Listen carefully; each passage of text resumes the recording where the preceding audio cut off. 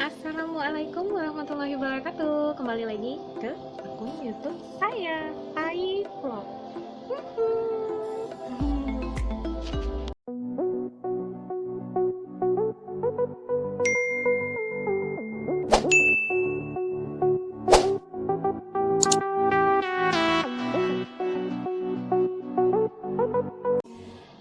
Nah, assalamualaikum warahmatullahi wabarakatuh. Nah, kali ini kemarin.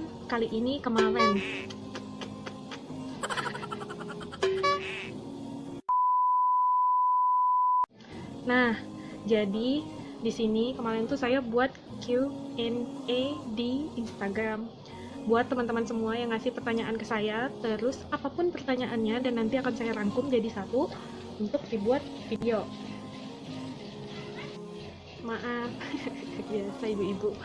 Nah, jadi saya merangkum semua pertanyaan teman-teman ke saya untuk saya jadikan satu buah video sebagai konten. Nah, jadi di sini tuh ada seorang kakak kayaknya ya. Jadi kakaknya tuh nanya kayak gini, kurang lebih pertanyaan tuh seperti ini. Bagaimana awalnya hijrah ketika nggak punya baju-baju panjang, atau mungkin yang dimaksud si kakak atau uhti ini atau akhwat ini adalah gamis kayak gitu ya, gamis, pokoknya gamis atau apapun yang bentuknya panjang kayak gitu ya. Terus apa yang pertama kali diubah ketika saya awalnya hijrah? Nah, saya jawab pertanyaan yang pertama dulu ya buat Kak Atika Mulia ya. Nah, kayak gitu. Jadi gini Kak, kan kakak nanya nih, ketika awalnya hijrah, ketika kita nggak punya pakaian yang panjang atau bisa dikatakan gamis gitu, karena kan gini, ketika kita hijrah, bahkan di dalam Al-Quran pun mengatakan bahwa kita tidak boleh memakai pakaian yang menyerupai atau menyamai laki-laki. Nah, kalau di sini misalnya kita pakai celana, otomatis kita nyamain cowok dong, bener nggak? Nah, itu kan tidak diperbolehkan di dalam agama Islam. Nah, karena kita menyerupai laki-laki. Begitu juga laki-laki tidak diperbolehkan menyerupai perempuan. Nah, kayak gitu. Jadi, semisalnya ya, kalau kakak nggak punya gamis ya, karena mungkin ada yang berpikir bahwa gamis itu mahal, set-set jilbab besar itu mahal kayak gitu ya. Nah, jadi pakai aja dulu apa yang kakak punya gitu. Semisalnya gini, kalau semisalnya kakak punyanya tunik gitu ya, tunik nih ya, tunik yang penting tuniknya itu menutup lengan tangan kak. Nah, kayak gitu. Jadi dimana tuniknya itu harus menutup lengan sampai ke lengan gini panjang, kan biasanya kadang ada tunik yang 3/4 atau 7/8 kayak gitu. Nah, itu kan kalau kita pakai masih memperlihatkan aurat dong, masih memperlihatkan tangan. Sedangkan auratnya perempuan itu bahkan telapak tangan pun itu adalah aurat kayak gitu. Berarti tidak diperbolehkan kan? Nah, jadi saran saya kalau misalnya kakak punya tunik yang lengannya panjang ataupun kardigan lah ataupun apalah ya, yang penting panjang lengannya, kakak bisa pakai itu. Nah, tinggal kakak cari nih handsock atau sarung tangan seperti yang saya pakai. Ini murah kok, harganya 12 ribuan atau 10 ribuan itu handsock sama sarung tangan itu udah dapat kayak gitu ya. Nah, jadi kakak bisa pakai itu dulu. Nah, semisalnya kakak punya rok, zaman sekarang tuh kebanyakan orang punya rok ya. Nah, kakak bisa pakai rok pleated kayak gitu, atau rok apapun lah. Tapi semisalnya punya rok pleated itu kan tidak begitu apa ya, penuh lah kelihatannya ya, karena rok pleated kan cuman lipit-lipit doang kan. Nah, kayak gitu, jadi dia masih kelihatan sopan lah ya, atau modis lah ya. Nah, kayak gitu. Nah, itu kan udah kelihatan rapi banget, tinggal ditambahin pakai handsock, pakai kaos kaki, dan kakak memakai, jika tidak punya khimar sebesar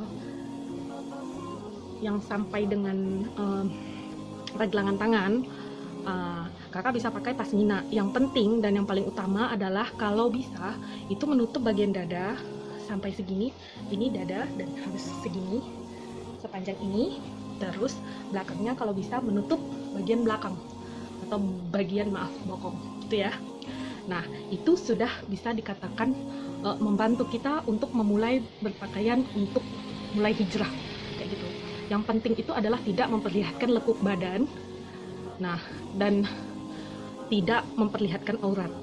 Jadi kakak mungkin bisa menyiapkan handsock, terus sarung kaki atau kaos kaki, terus jilbab yang lumayan panjang menutup dada, ya, menutup dada. Biasa kalau nggak salah tuh pas Mina atau pas tan langsung jadi itu ada ya ukuran 200 kali 100. Nah, kakak bisa pakai itu.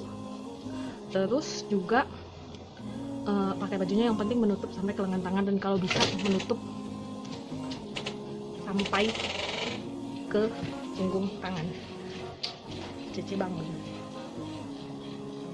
Nah, terus juga masih di pertanyaan yang sama dengan orang yang sama, ditanya seperti ini. Pas pertama kali hijrah, apa yang dirubah oleh saya? Mungkin pertanyaan itu ditujukan untuk saya. Nah, untuk saya ataupun siapapun yang berniat untuk hijrah atau memperbaiki diri lagi agar jauh lebih baik, ya, pertama kali mungkin yang kita perbaiki adalah sholat. Karena bahkan di dalam kehidupan pun yang memperkuat keimanan kita adalah sholat, karena sholat adalah tiang agama gitu. Jadi pertama kali yang saya lakukan adalah saya memperbaiki kualitas sholat saya. Dulu saya tuh paling susah sholat, banyak sekali alasan saya buat menjalankan sholat, inilah itulah gini, yang pakai bedak sayang lah gitu buat sholat, nanti kena sholat atau kena udu, kena sholat pula salah ya, kena udu, habislah bedak saya, kayak gitu-gitu, banyak sekali alasan. Namun entah kenapa saya mulai memperbaiki sholat saya. Nah, bahkan mungkin kebanyakan orang juga ketika ketika mau sholat, yang paling malas sekali itu adalah sholat subuh, sholat tahajud, dan sholat isya. Kenapa? Itu paling malas banget, kebanyakan banyak ngelesnya, ya kan? Nah, saya mulai memaksakan diri buat rajin sholat kayak gitu. Bahkan saya berpikir dalam diri saya sendiri kayak gini, malulah kalau misalnya aku niat buat hijrah tapi sholatku masih bolong-bolong, apa kata orang nanti, kayak gitu. Jadi saya mulai memperbaiki kualitas sholat saya, dan teman-teman pun yang mungkin mau hijrah juga seperti saya bisa memulai dengan memperbaiki kualitas sholat kita gitu. Lalu setelah saya mulai memperbaiki sholat, waktu itu saya belum memakai pakaian seperti ini. Saya mulai belajar mencari tahu sholat-sholat sunnah dan puasa-puasa sunnah apa yang dianjurkan oleh Rasulullah. Nah, kayak gitu. Jadi saya mulai mencari-cari nih, apa sih yang dianjurkan dan ibadah seperti apa yang dianjurkan. Lalu beberapa bulan kemudian saya mulai memperbaiki. Pertama kali saya membeli gamis itu masih gamis yang warna-warni. Gamisnya itu warna pink dan Tosca, benar-benar tabarut sekali. Karena waktu itu saya berpikir seperti ini, yang penting saya menutup aurat, mau warna apapun pakaian saya ya terserah saja, yang penting saya menutup aurat. Dan tahu apa yang terjadi? Saya jadi tatapan semua mata di sebuah mall. Malu banget. Sampai ketika saya mengambil minuman di stand minuman ya, ibu-ibu itu menatap saya sampai kayak gitu. Mungkin ibu ini pikir, ini ibu-ibu nggak sadar diri banget gitu, bajunya norak banget kayak gitu. Tapi saya mah orangnya bodo amat, saya tidak pernah peduli dengan anggapan orang, saya tidak pernah peduli dengan omongan orang, karena pada waktu itu menurut saya ketika saya memperbaiki maka saya harus belajar lagi. Nah, kayak gitu.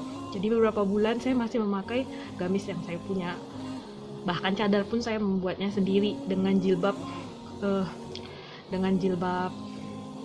Paris yang harga 25.000 bahkan 45.000 itu yang saya jadikan cadar pertama kayak gitu. Dan kalau misalnya rajin, kalian bisa mengulas balik beberapa video saya sudah jelaskan di sana bagaimana awalnya saya memulai hijrah saya. Nah, kayak gitu. Jadi mungkin buat teman-teman ya bisa dicontoh seperti itu. Jadi pertama sekali yang harus kita perbaiki adalah selain akhlak kita, sekalian keyakinan kita perbaiki dulu sholat kita kayak gitu. Karena lewat sholat lah kita bisa memperbaiki diri kita pelan-pelan, karena kita merasa ada tanggung jawab kita di sana, kita harus sholat kayak gitu. Nah, udah setelah itu sudah memperbaiki sholat, akhirnya saya mulai memperbaiki pakaian, saya mulai mencari kajian satu ke kajian yang lain, berkelana ke satu dan ke lain-lainnya tempat kajian, sampai akhirnya saya mentok di kajian salaf ini. Alhamdulillahirobbilalamin. Nah, kayak gitu. Jadi mungkin jawaban saya di sini cukup membantu buat Kak Atika Mulia ya Kak ya. Nah mungkin kakak bisa melihat video saya dan semoga apa yang saya sampaikan bisa bermanfaat buat kakak. Sebenarnya pertanyaannya banyak, cuman kalau saya mau random semua, soalnya saya ngejelasin di sini, jadi itu pasti durasinya bakal panjang banget dan saya akan adakan part berikutnya untuk pertanyaan berikutnya. Nah jadi mungkin sampai di sini dulu penjelasan saya. Semoga yang punya niat untuk hijrah bahkan berpakaian seperti saya dipermudah sama Allah, dibukakan hatinya dan dibantu sama Allah. Kita nggak usah takut, Allah pasti bantu kita, percaya aja. Ketika kita mengembalikan diri kita untuk lebih mencintai Allah, maka Allah akan jauh lebih mencintai kita. Namun ingat, jangan pernah kita mencintai manusia melebihi rasa cinta kita kepada Allah. Karena apa? Karena Allah bisa mengambil, ia kembali. Karena apa? Semua ini adalah kepemilikan dari Allah. Dan untuk mendapatkan kasih sayang tersebut, kembalilah mencintai Allah. Nah, kayak gitu. Jadi sampai di sini dulu penjelasan saya. Semoga apa yang saya sampaikan di sini bermanfaat buat teman-teman semua. Dan buat teman-teman yang sudah mampir, jangan lupa untuk subscribe, lalu like, dan komen di bawah. Tapi dengan bahasa yang baik dan benar ya. Nah, terima kasih dan saya akhiri dengan wabillahi taufiq wal hidayah. Wassalamualaikum warahmatullahi wabarakatuh. Terima kasih.